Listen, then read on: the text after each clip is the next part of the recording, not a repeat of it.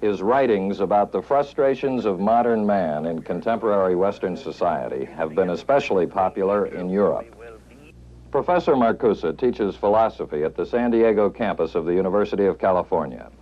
Well, how is it, Professor, in this country of unprecedented prosperity that there can emerge so powerful a force of discontent?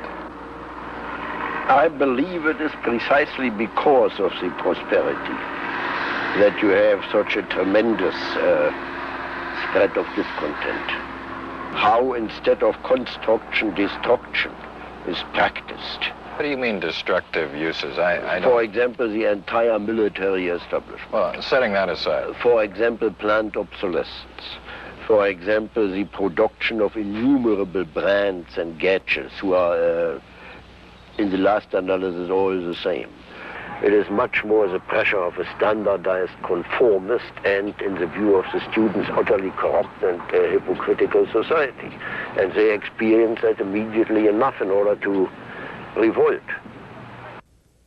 If I understand the theory, there is supposed to be some redeeming virtue for participants in violence, that it lets them work out their frustrations and get them out of their systems, and that this somehow does them some good, and that therefore it is a positive social good to engage in violence. No, you see, that I consider a vulgar psychological interpretation, which is in addition not applicable here, because it completely overlooks the motives and objectives of the protest movement.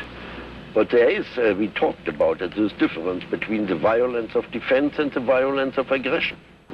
I gather you are a bit ambivalent about the use of violence. What do you mean by ambivalent?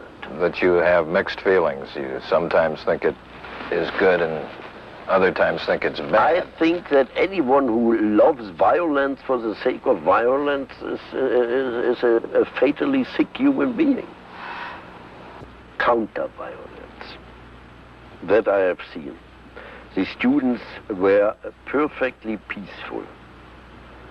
And the police got orders first to clear the court of the Sorbonne and then to clear the streets. And you know that they don't do that exactly in the way of a nursemaid singing the baby to sleep.